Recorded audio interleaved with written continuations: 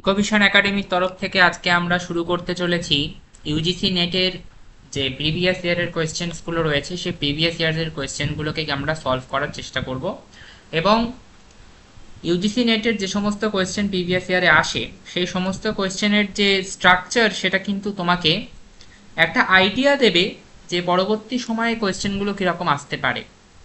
তো PYQ solve না করে কিন্তু তুমি কোনোদিনই ইউজিসি নেট ক্র্যাক করতে পারবে না। তো পিওয়াইকিউ সলভ করাটা খুবই ইম্পর্টেন্ট। আজকে আমরা যে কোয়েশ্চেনটা নিয়ে এসেছি সেটা 2025-এর ডিসেম্বর 2025-এর ডিসেম্বর, যেটা যে পরীক্ষাটা অ্যাকচুয়ালি জানুয়ারি মাসে হয়েছিল 2026-এর। তো সেই কোয়েশ্চেনটা আজকে তোমাদের জন্য নিয়ে এসেছি।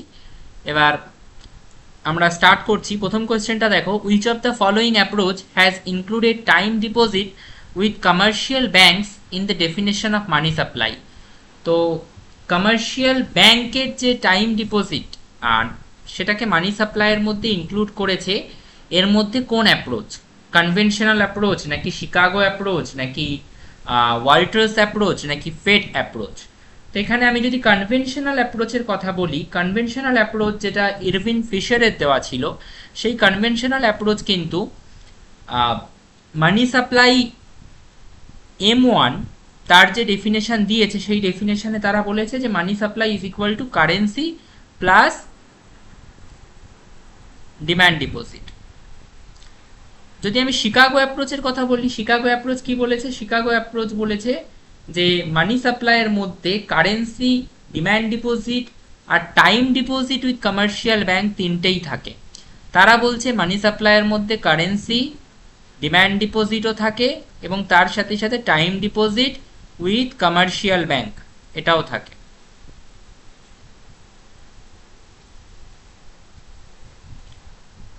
ফেডারেল অ্যাপ্রোচের কথা যদি বলা হয়, ফেডারেল অ্যাপ্রোচেও টাইম ডিপোজিটের কথা বলা আছে এবং ওয়াল্টার্স অ্যাপ্রোচেও কম বেশি টাইম ডিপোজিটের কথা বলা আছে, কিন্তু time deposit with commercial bank exactly first time এই বিষয়টাকে তুলে এনেছিল হচ্ছে শিকাগো অ্যাপ্রোচ।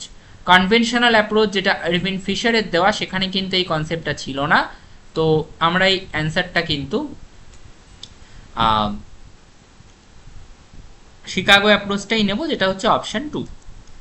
ওকে,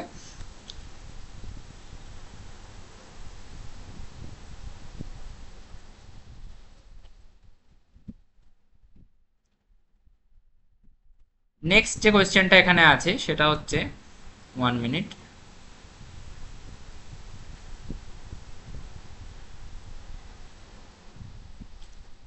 নেক্সট যে কোয়েশ্চেনটা এখানে রয়েছে সেটা হচ্ছে একটা আমাদের ম্যাচ করতে হবে যে pension as percentage of central government expenditure, state share of taxes and duties as percentage of central government expenditure, tax GDP ratio of India আর debt GDP ratio of India. এই ধরনের কোয়েশ্চেনে আমাদের যে প্রবলেমটা হয় সেটা হচ্ছে যে আমরা কিন্তু ডেটাটা মনে রাখতে পারি না। ডেটাটা মনে না রাখতে পারলে কিন্তু এই ধরনের কোয়েশ্চেন সলভ করা একটু একটু অসুবিধাজনক বটেই। কিন্তু এই ধরনের কোয়েশ্চেনে তুমি যদি একটু লজিক্যালি ভাবো বিষয়টাকে, একটু যদি তুমি কনসেপচুয়ালি বিষয়টাকে ভাবার চেষ্টা করো, তাহলে তুমি খুব সহজে এই ধরনের কোয়েশ্চেনগুলোকে অ্যান্সার করতে পারবে। যেরকম দেখো, ইন্ডিয়ার ডেট টু জিডিপি রেশিও, এটা কিন্তু খুব স্বাভাবিকভাবেই আমরা কম বেশি সবাই জানি যে এটা কিন্তু এর মধ্যে সব থেকে বড় অপশানটা এটাই হবে এবং এর মধ্যে সব থেকে বড় অপশান 81% হচ্ছে। তো ইন্ডিয়ার যে ডেট টু জিডিপি রেশিও সেটা কিন্তু 81%-এর সাথেই যাবে। তার মানে অপশান ডিটা কিন্তু 3 হবে। এটা আমি কিন্তু খুব সহজেই দেখতে পারি এবং এই অপশান ডি এর সাথে 3 এটা কিন্তু একমাত্র অপশান 4-এই আছে। তো অপশান 4টাই অ্যান্সার হবে। তো আমাকে কিন্তু বাদবাকি সবকটা জানার দরকার পড়বে না, বা বাদবাকি সবকটা না জানলেও কিন্তু আমি এটার অপশান সলভ করে ফেলতে পারবো। ঠিক আছে? তো এই ধরনের ট্রিক্স অ্যাপ্লাই করে, কয়েকটা কমন জিনিস বা কয়েকটা কমন নলেজ অ্যাপ্লাই করে কিন্তু তোমরা এই ধরনের প্রবলেমগুলোকে সলভ করে ফেলতে পারো। ওকে, নেক্সট হচ্ছে কোয়েশ্চেন 53। কোয়েশ্চেন 53-তে দেখো এখানে আমাদেরকে ফিনান্স কমিশন আর তার চেয়ারম্যানগুলোকে অ্যারেঞ্জ করতে হবে। আচ্ছা, ফিনান্স কমিশন সম্পর্কে আমি প্রথমেই যেটা বলি, প্রথম যে ফিনান্স কমিশন ছিল, ফার্স্ট ফিনান্স কমিশন, সেই ফার্স্ট ফিনান্স কমিশনের চেয়ারম্যান ছিলেন কেসি নিয়োগী। এই জেনারেল নলেজ বা এই জিকেটা তোমাদের সবসময় মনে রাখতে হবে যে প্রথম ফিনান্স কমিশনের চেয়ারম্যান কে ছিলেন? কেসি নিয়োগী। আচ্ছা, তারপরে আমি যদি সেকেন্ড ফিনান্স কমিশনের কথা বলি, সেকেন্ড ফিনান্স কমিশনটাও চেষ্টা করবে মনে রাখার। সেকেন্ড ফিনান্স কমিশনের চেয়ারম্যান ছিলেন কে সান্থানা। কে সান্থানা।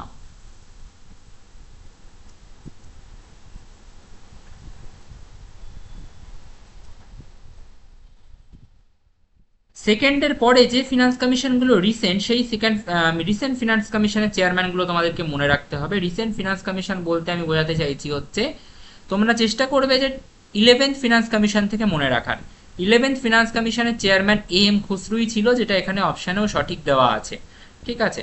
12th ফিনান্স কমিশনের কথা যদি বলি, 12th ফিনান্স কমিশনের চেয়ারম্যান ছিলেন সি রঙ্গরাজন, এখানেও অপশানটা ঠিক। এবং 13th ফিনান্স কমিশন, যেটা এখানে দেওয়া নেই, আমি তোমাদের জন্য লিখে দিচ্ছি। 13th ফিনান্স কমিশনের চেয়ারম্যান ছিলেন হচ্ছে বিজয় এল কেলকার। ওকে, বিজয় এল কেলকার। আর 14th finance commission, 14th finance commission, এখানে দেখো অপশানে রয়েছে আর কে সিং, এটা কিন্তু ভুল। 14th ফিনান্স কমিশনের চেয়ারম্যান কিন্তু ছিলেন ওয়াই ভি রেড্ডি। 14 যে ফিনান্স কমিশন ফরমেশন হয়েছিল, তার যে চেয়ারম্যান ছিলেন তার নাম ছিল ওয়াই ভি রেড্ডি।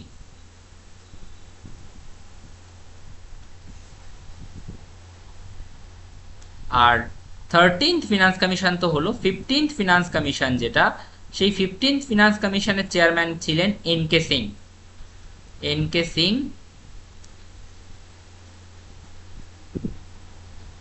আর 16th ফিনান্স কমিশনের চেয়ারম্যানটাও মনে রাখার চেষ্টা করবে, কেননা এই চেয়ারম্যানগুলো কিন্তু খুব ইম্পর্টেন্ট। 16th ফিনান্স কমিশন যেটা সব থেকে রিসেন্ট এবং লেটেস্ট, সেটা চেয়ারম্যান হচ্ছে Aurobindo পাঙ্গারিয়া। Arvind Pangaria is the chairman of the latest finance commission, which is 16th finance commission. তো এখানে কোন দুটো ভুল? এই 14th finance commissioner চেয়ারম্যান কিন্তু আইভি রেড্ডি, তাহলে এটা ভুল। আর 15th finance commissioner চেয়ারম্যান কিন্তু এন কে সিং, এটাও ভুল। তাহলে কোন দুটো ঠিক? এখানে আমরা দেখতে পাচ্ছি খুব সহজেই যে এ আর অপশন বি, এই দুটো হচ্ছে ঠিক। তাহলে অপশন এ আর অপশন বি ঠিক, তার মানে এটা হবে অপশন 4। ওকে, নেক্সট কোয়েশ্চেন হচ্ছে question number 54। Okay, question number 54টা দেখো। কোয়েশ্চেন নাম্বার 54-এ আমাদের কাছে যে অপশনগুলো রয়েছে সেটা হচ্ছে ফিনান্স কমিশন রিলেটেড কিছু পয়েন্টস, যে 14th finance commission, 15th finance commission, আর 12th ফিনান্স কমিশন, আর 13th ফিনান্স কমিশন কোনটার সাথে কোনটা ম্যাচ করবে। অপশনগুলো কি কি আছে? Vertical tax devolution 41%, vertical tax devolution 42%, and state share of 32% central taxes, আর state share of 30.5% of central taxes। দেখো এখানে আমার যেটা জেনারেল নলেজে আমার একটা এখানে খুব ইম্পর্টেন্ট মনে হচ্ছে, যেটা আমি বলতে চাইছি সেটা হচ্ছে যে তোমরা একটা জিনিস এখানে সবসময় মাথায় রাখতে পারো, যে লেটেস্ট ফিনান্স কমিশনগুলো তোমরা সবসময় পড়বে। তো 15th আর 16th ফিনান্স কমিশন তোমাদের আশা করি পুরো পড়া থাকবে। তোমার যদি 15th ফিনান্স কমিশনটা পড়া থাকে তাহলে কিন্তু তোমাকে আর টেনশন করতে হবে না। কেন? কারণ 15th ফিনান্স কমিশন পড়া থাকলে তুমি তার সাথে সাথে এটাও পড়ে রেখেছো অবশ্যই, যে 15th ফিনান্স কমিশনে কিন্তু 41% ডিভলিউশন হয়েছে। ভার্টিক্যাল ট্যাক্স ডিভলিউশন কত পার্সেন্ট হয়েছে? 41%। ঠিক আছে। তো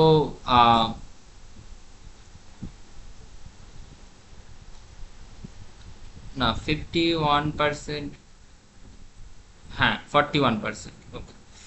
সো এইটা এটার সাথে যেই কানেক্ট হবে, সঙ্গে সঙ্গে তুমি দেখবে অপশন বি এর সাথে 1 কোথায় কোথায় আছে। বি এর সাথে 1 একমাত্র লাস্ট অপশানেই আছে, যেটা হচ্ছে 4। এ এর সাথে 2, বি এর সাথে 1, আর সি এর সাথে 4, ডি এর সাথে 3। তো তোমার কিন্তু অটোমেটিক্যালি হয়ে গেল। এবার তুমি হয়তো কোয়েশ্চেনটা প্রথমে দেখে ভাবছিলে যে এই কোয়েশ্চেনটার অ্যান্সার করতে গেলে তো আমাকে সবকটা ফিনান্স কমিশনের নলেজই রাখতে হবে, কিন্তু কথা হচ্ছে সবকটা ফিনান্স কমিশনের নলেজ রাখা কারোর পক্ষে সম্ভব নয়। তো আমি তোমাদেরকে কি বলবো? আমি তোমাদেরকে বলবো 15th ফিনান্স কমিশনটা ভালো করে পড়ে যাও, এবং তারই সাথে সাথে 16th ফিনান্স কমিশনটা ভালো করে পড়ে যাও। এই দুটো ফিনান্স কমিশন যদি তুমি ভালো করে পড়ে যেতে পারো, তাহলে কিন্তু তুমি সঙ্গে সঙ্গে এইটা দেখেই বলে দিতে পারবে যে এর মধ্যে কোন পয়েন্টটা 15th ফিনান্স কমিশনে ছিল, যেটা হচ্ছে ভার্টিক্যাল ডিভলিউশন ট্যাক্স অফ 41%। তুমি ঠিক করলেই দেখলে অপশানে কিন্তু তুমি সেটাকে পেয়ে গেলে, এবং তোমার অপশানটা, আমি বলছি না সবসময় হবে, এই অ্যাপ্রোচটা সবসময় কাজ করবে, কিন্তু most of the time you will be successful. Okay, তো আমরা কোয়েশ্চেন 54টা করে ফেললাম। কোয়েশ্চেন 55, আচ্ছা, in which year the notes of 1000 denomination were demonetise for the first time in India, ইন্ডিয়াতে প্রথমবারের জন্য 1000 টাকার নোট কবে ডিমনিটাইজ হয়েছিল? অনেকেই এই অপশানটা ভাবে হচ্ছে 2016, কিন্তু 2016 কিন্তু এটার অ্যান্সার নয়। 2016-তে 1000 রুপিস ডিনমিনেটাইজ হয়েছিল, কিন্তু সেকেন্ড টাইম, প্রথমবার 1978 প্রথমবার যখন আমাদের ডিমনিটাইজেশন হয় 1000 টাকার, 1000 টাকার নোটের ডিমনিটাইজেশন প্রথম কবে হয়েছিল? প্রথম হয়েছিল 1978-এ, demonetisation of 1000 rupees.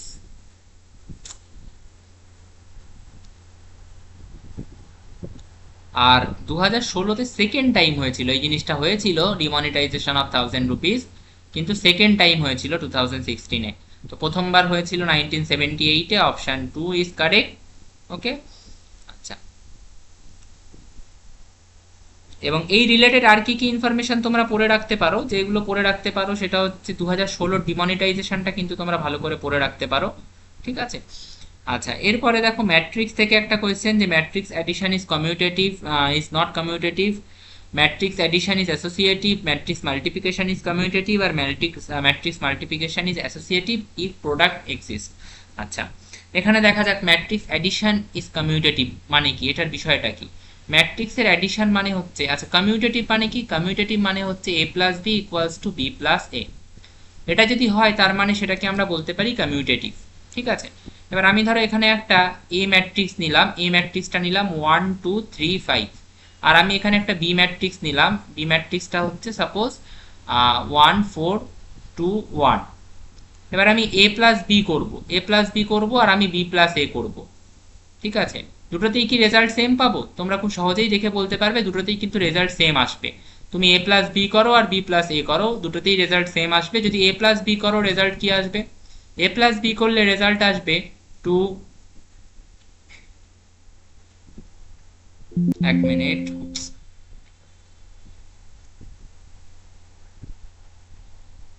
A plus B করলে 1 প্লাস 1 2, 2 প্লাস 4 হচ্ছে 6, 3 প্লাস 2 হচ্ছে 5, আর 5 প্লাস 1 হচ্ছে 6। এবার যদি তুমি এটাকে উল্টো করে করো, অর্থাৎ বি প্লাস এ করো, বি প্লাস এ করলে বিটা আগে যাবে, অর্থাৎ 1 4 2 1টা আগে যাবে, আর এটা পরে যাবে, অর্থাৎ 1 2 3 5টা পরে যাবে। এটা করলেও কিন্তু রেজাল্ট তুমি সেমই পাবে, 2 6 5 6। তার মানে ম্যাট্রিক্স মাল্টিপ্লিকেশন কিন্তু কমিউটেটিভ, ম্যাট্রিক্স মাল্টিপ্লিকেশন কিন্তু কমিউটেটিভ। কমিউটেটিভ মানে এ প্লাস বি করলে যা হয় বি প্লাস এ করলেও তাই হয়, কিন্তু এখানে বলা আছে উইথ কারেক্ট অপশানগুলো খুঁজে বের করতে হবে, এবং এটা বলছে যে matrix multiplication is not commutative. তো ম্যাট্রিক্স মাল্টিপ্লিকেশন তো কমিউটেটিভ, তার মানে এটা ভুল অপশান। নেক্সট বলছে matrix addition is associative, matrix addition, আচ্ছা অ্যাসোসিয়েটিভ মানে কি? অ্যাসোসিয়েটিভ মানে হচ্ছে এ প্লাস বি প্লাস সি সমান সমান এ প্লাস বি প্লাস সি, এই প্রপার্টিটা হোল্ড করলে তার মানে সেটা হচ্ছে অ্যাসোসিয়েটিভ, এবং ম্যাট্রিক্সের ক্ষেত্রে কিন্তু এই প্রপার্টিটা হোল্ড করে, তার মানে এটাও কিন্তু কারেক্ট অপশান, এই অপশানটা কিন্তু কারেক্ট অপশান। আর ম্যাট্রিক্স মাল্টিপ্লিকেশন ইজ কমিউটেটিভ বলছে, মাল্টিপ্লিকেশন কমিউটেটিভ মানে কি?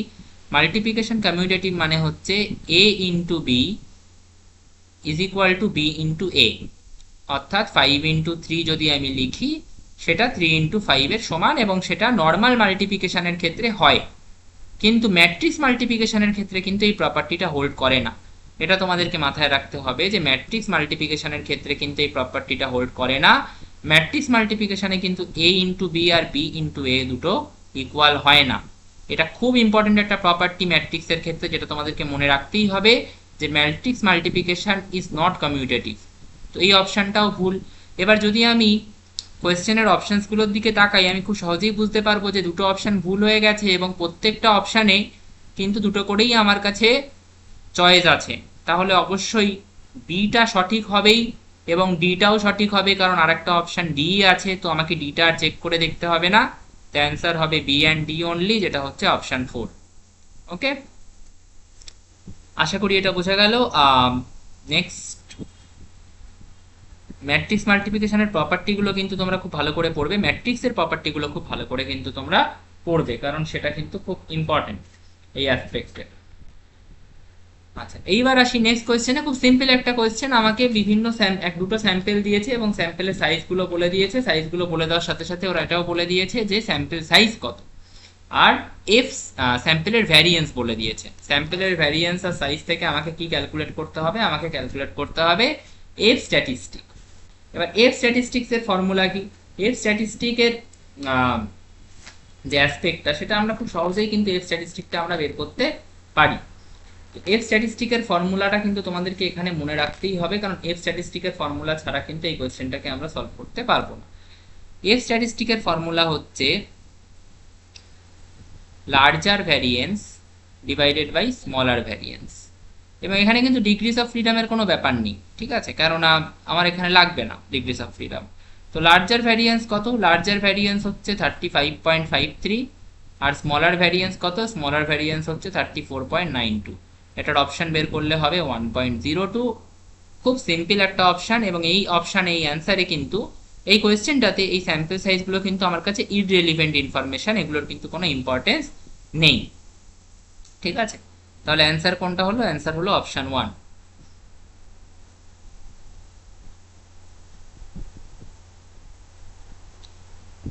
আচ্ছা,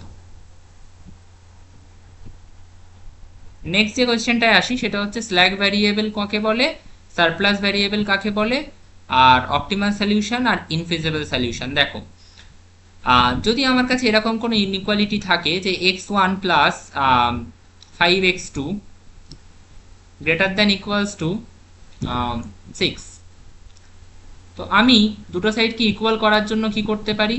যেহেতু x1 প্লাস 5x2টা বড়, 6-এর থেকে বড়, তো আমি দুটো সাইডকে ইকুয়াল করার জন্য আমি এখান থেকে কিন্তু একটা জিনিস বাদ দিয়ে দিতে পারি। এটাকে আমি নাম দিলাম s1। এবার এই যে s1টা আমি বিয়োগ করে দুটো সাইডকে ইকুয়াল করছি, s1টাকে বলা হচ্ছে স্ল্যাগ ভ্যারিয়েবল। এই s1টাকে কি বলা হচ্ছে? স্ল্যাগ ভ্যারিয়েবল, কারণ এইটাকে বাদ দিয়েই আমি আলটিমেটলি ইনইকুয়ালিটি গ্রেটার দ্যান ইনইকুয়ালিটিটাকে ইকুয়ালিটিতে কনভার্ট করলাম, রাইট? তো স্ল্যাগ ভ্যারিয়েবলের অপশানটা খোঁজো। স্ল্যাগ ভ্যারিয়েবল হচ্ছে used when there are greater than or equal to type of inequalities, মানে স্ল্যাগ ভ্যারিয়েবলের সাথে এই 4 নম্বরটা যাচ্ছে। এবার আসি সারপ্লাস ভ্যারিয়েবলের কথায়। এই জিনিসটাই যদি এরকম থাকতো যে x1 plus 5x2 less than equals to 6, তাহলে আমি সেটাকে সারপ্লাস ভ্যারিয়েবলের কনসেপ্টে ফেলতে পারতাম। অর্থাৎ সেক্ষেত্রে আমাকে দুটোকে যদি ইকুয়াল করতে হতো, তাহলে এই পাশে কিছু একটা যোগ করতে হতো। ধরো আমি s2 যোগ করলাম, তাহলে আমি s2 যদি যোগ করতাম তাহলে আমি দুটোকে ইকুয়াল বলতে পারতাম। এবং এই যে s2, এই s2টাকে কি বলা হচ্ছে? s2টাকে বলা হচ্ছে সারপ্লাস ভ্যারিয়েবল। কি ভ্যারিয়েবল বলা হচ্ছে? সারপ্লাস, ঠিক আছে। তো এটা কোন ধরনের ইনইকুয়ালিটিতে কাজে লাগে? Less than equals to. তাহলে সারপ্লাস ভ্যারিয়েবলটা আমার কিন্তু চলে যাচ্ছে অপশন 3 এর সাথে, right? Optimal solution, best of all feasible solution, খুব সহজ এটাকে অ্যাপ্লাই করা। আর লাস্ট পড়ে থাকছে হচ্ছে ইনফিজিবল সলিউশন, যেটা হচ্ছে solution violating at least one condition. তো এবার অপশনগুলোকে মেলাও। এর সাথে কোনটা গেল? এর সাথে 4 গেল, এর সাথে 4 প্রথম দুটোতেই আছে, রাইট? তারপরে বি এর সাথে কি আছে? এর সাথে 4 তো দুটোতেই আছে, বি এর সাথে আমাকে 3, বি এর সাথেও 3 দুটোতেই আছে। আচ্ছা, সি এর সাথে দেখা যাক, অপটিমাল সলিউশন সি এর সাথে 1 হবে, তাহলে এইটা আমার অপশন হয়ে গেল, অপশন 1টা আমার option. Okay, so I hope it is clear. আজকে আমরা এই অবধি করলাম। নেক্সট হচ্ছে নেক্সট ক্লাসে আমরা এখান থেকে আবার কন্টিনিউ করব পার্ট 2 তে।